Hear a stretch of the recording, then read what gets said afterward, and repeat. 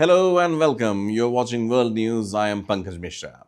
The Middle East stands on the edge of another geopolitical escalation. The United States is dramatically expanding its military footprint near Iran, even as nuclear negotiations continue behind closed doors. Two aircraft carrier strike groups, destroyers, surveillance aircraft, and advanced fighter jets are being repositioned. Washington says diplomacy remains the priority. Tehran says pressure will not work. But the military signaling is unmistakable. We begin with America's largest naval deployment in the region in recent years. The United States is preparing to deploy the world's largest aircraft carrier, the USS Gerald R. to the Middle East, joining the USS Abraham Lincoln, which is already operating close to Iranian waters. This concentration of naval power comes as nuclear negotiations with Iran continue amid rising regional tensions. Nearly one-third of the US Navy is engaged in Iran. Let's take a closer look. Reportedly, 15 destroyers, multiple submarines, and 2 aircraft carriers are now positioned for potential war, while ships are pulled away from the South China Sea, leaving Taiwan exposed. The U.S. has significantly increased its naval presence in the Middle East. At the center of this buildup is the USS Abraham Lincoln Carrier Strike Group, now operating in the CENTCOM region after being redirected from Indo-Pacific operations, including activity near the South China Sea.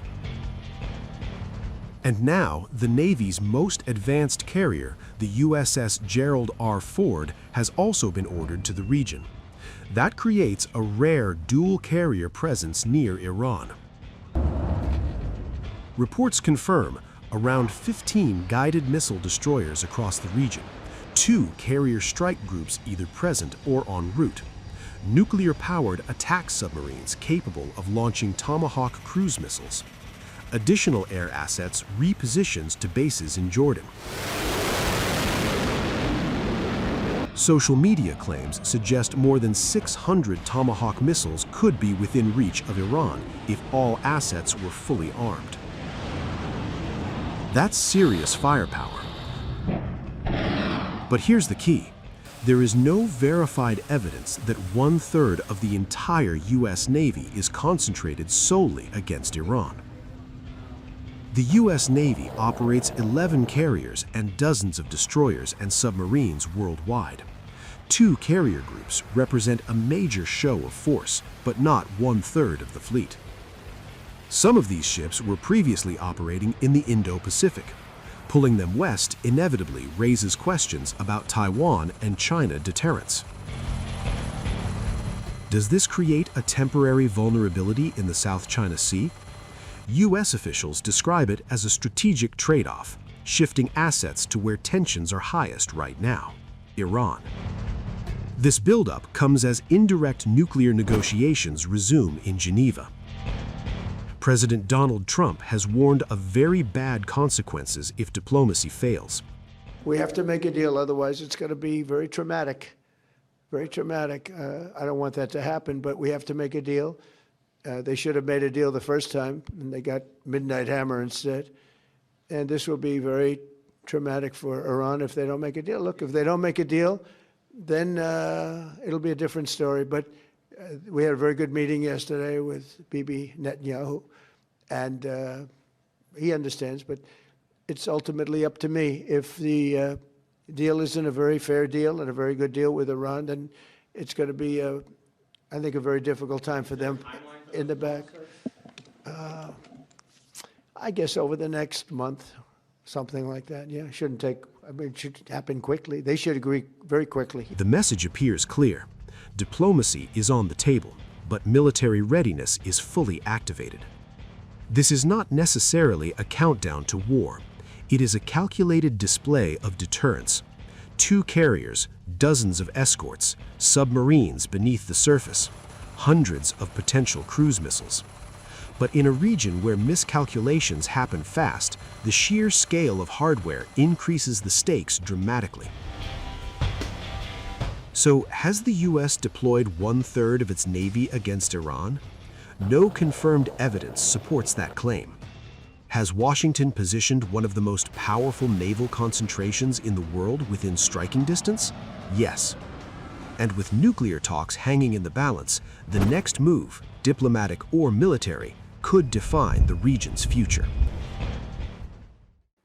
Even as diplomacy continues, military planning is accelerating. According to US officials, the Pentagon is preparing for the possibility of weeks-long military operations against Iran if negotiations fail, a scenario that could trigger a far larger conflict than previous confrontations between the two countries. But a full-scale strike on Iran is far from simple, strategically, politically, and militarily. Here are the three main reasons why Washington may think twice. Tensions between Washington and Tehran are reaching a boiling point. War talk is growing louder. Aircraft carriers are converging, and military drills are underway in the Strait of Hormuz. Yet despite the rhetoric, launching an attack on Iran is far more complicated than it sounds. Diplomacy continues in Geneva, with Iran's foreign minister meeting international mediators, while the Revolutionary Guards conduct naval exercises designed to signal readiness. The question now confronting Washington and its allies is not just whether to strike, but whether they can do so without triggering a wider conflict. Iran's geographical factor. Geography alone gives Iran enormous strategic power. The country sits beside the Strait of Hormuz, the narrow maritime choke point through which roughly a fifth of the world's oil flows. In any conflict, Iran could attempt to close the passage using mines, anti-ship missiles, drones, or fast attack boats. Even temporary disruption could send global energy prices soaring and threaten fragile economies worldwide. Regional states that depend on the strait, from Saudi Arabia to Kuwait and the UAE, fear the economic shock that a war with Iran would unleash. Iran's missiles and drone arsenal. Beyond geography, Iran's military arsenal is another major deterrent. Tehran possesses the largest and most diverse missile stockpile in the Middle East, with thousands of ballistic and cruise missiles capable of reaching Israel and most US bases in the region. Analysts say ranges extend up to 2,000 kilometers or more. During last year's conflict with Israel, Iran launched more than 500 missiles, with some penetrating advanced air defenses. Any US-led strike could therefore trigger immediate retaliation against bases housing over 40,000 American troops across the Gulf. Iran has also invested heavily in drones and emerging missile technologies, including maneuverable systems designed to evade interception. Swarm tactics, long-range unmanned aircraft, and layered missile attacks could overwhelm defensive systems if used in large numbers. Even a limited confrontation could quickly escalate if US ships, regional oil facilities, or allied infrastructure are targeted. The sheer scale of Iran's strike capacity forces military planners to weigh the risks of escalation carefully.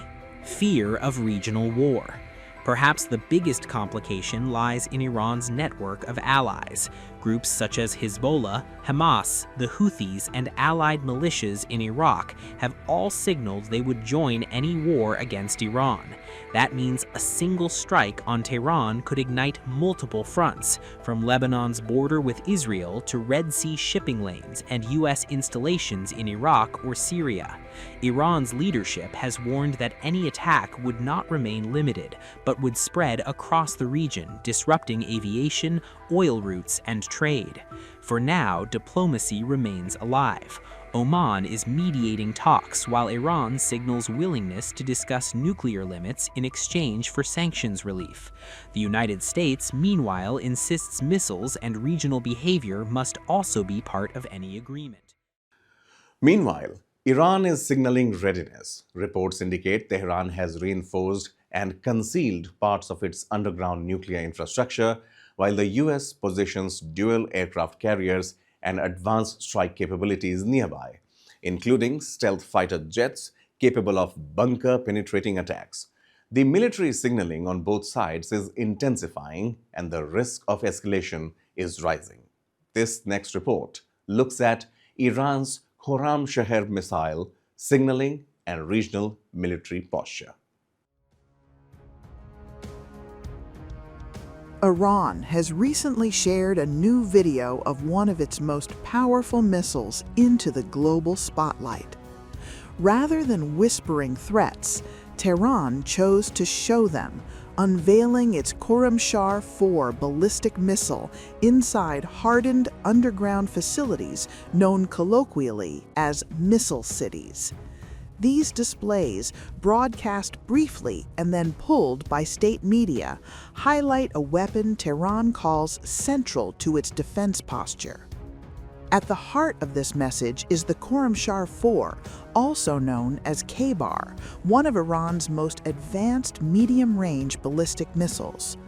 This isn't just a parade exhibit, it's a strategic announcement, and here's why it matters. The Khorram Shaher 4 is estimated to have a range of roughly 2,000 kilometers, placing U.S. military bases across the Gulf, Bahrain, Kuwait, Qatar, and the UAE well within reach, as well as Israel and other regional targets. It's capable of carrying a large warhead, roughly 1,500 kilograms, one of the most powerful payloads in Iran's ballistic arsenal. Iranian sources claim this missile is not only long-ranged, but also hypersonic and maneuverable, making interception by current defense systems more challenging. And because they're stored deep underground in extensive tunnel networks, these missiles are hard to eliminate preemptively, enhancing their deterrent value. This dramatic reveal comes as tensions with the United States are steadily rising, with both sides bolstering military postures across the region, including increased U.S. naval and air deployments. Iran's leaders have made clear that their missile capabilities are non-negotiable, even as indirect diplomatic discussions continue. Iranian Foreign Minister Abbas Araghchi reiterated that Tehran will not cede its missile program in negotiations and warned that any U.S. attack would be met with retaliation against U.S. bases across the region. To Iranian commanders, this isn't just defense, it's deterrence and messaging. By showing these missiles in their hardened silos and tunnels, Tehran is sending a clear signal. Its arsenal is resilient, survivable, and ready. But what does it mean for the wider region? For Iran's neighbors and the world, it highlights a stark reality. In a landscape marked by drones, warships, and negotiation tables, the threat of ballistic missiles looms large. Whether Iran's intent is to prevent conflict or to prepare for one, the endurance of these missiles, shielded beneath the earth, yet capable of threatening distant targets, ensures they will be central to any future calculations involving Iran's security and regional stability. In today's Middle East, strength isn't just measured on the battlefield, it's showcased deep underground. And while Washington remains deeply engaged in crisis involving Iran and Venezuela, another global power is quietly watching and acting. China is positioning itself as a stabilizing economic partner in the Middle East, even as geopolitical tensions distract the United States from the Indo-Pacific, particularly Taiwan. Here's the bigger strategic picture. A growing concern is emerging among strategic analysts that the escalating U.S. confrontation with Iran could be pulling Washington's attention away from its biggest long-term challenge, China and Taiwan. With carrier groups, bombers, and air defenses flowing into the Middle East, some experts fear the shift in military posture may reduce America's immediate presence in the Indo-Pacific. In geopolitics, timing matters, and rivals often look for moments when an opponent is distracted. The speculation is that Beijing could view the Iran crisis as a strategic opportunity. If U.S. naval assets and intelligence focus are stretched across the Gulf, China might intensify pressure on Taiwan through military exercises, air incursions, or maritime maneuvers to test regional resolve. There is no confirmed evidence of imminent action, but defense planners have long warned that major powers often probe rivals during periods of strategic distraction. Washington's recent deployments reflect that shift. The USS Gerald R. Ford is moving to join the USS Abraham Lincoln near Iran, reinforcing the U.S. posture amid fears of conflict. Additional aircraft, surveillance platforms, and missile defenses are also being repositioned toward the Gulf. While the U.S. maintains substantial forces in the Pacific, any redistribution of assets raises questions about response times and deterrence in East Asia. Diplomacy continues in parallel. Iranian officials are meeting international mediators as negotiations resume in Geneva, while Tehran conducts naval drills in the Strait of Hormuz to demonstrate readiness. Both sides insist they prefer a deal, yet both are preparing for the possibility of confrontation. This mix of diplomacy and deterrence is precisely the kind of environment that strategic rivals watch closely. For Beijing, the Middle East crisis highlights the strain of global commitments on American power. China has steadily expanded its naval presence, missile forces, and regional alliances in the Indo-Pacific. Any perception that Washington's attention is divided could embolden Chinese planners to increase pressure on Taiwan, not necessarily through invasion, but through incremental steps designed to shift the status quo. The question is not whether the U.S. can manage two crises at once, but whether adversaries believe it can. If tensions with Iran escalate into sustained operations, strategic competition in Asia could intensify in parallel. The Taiwan Strait has long been seen as the most dangerous flashpoint between major powers, and in a world of overlapping conflicts, even a distraction thousands of miles away can reshape the calculations of war and peace. The Middle East has often been the fault line of global power politics, but today the stakes appear unusually high. Military deployments are growing, diplomacy is fragile, and the world is watching whether deterrence holds or it fails. Thanks for watching World News.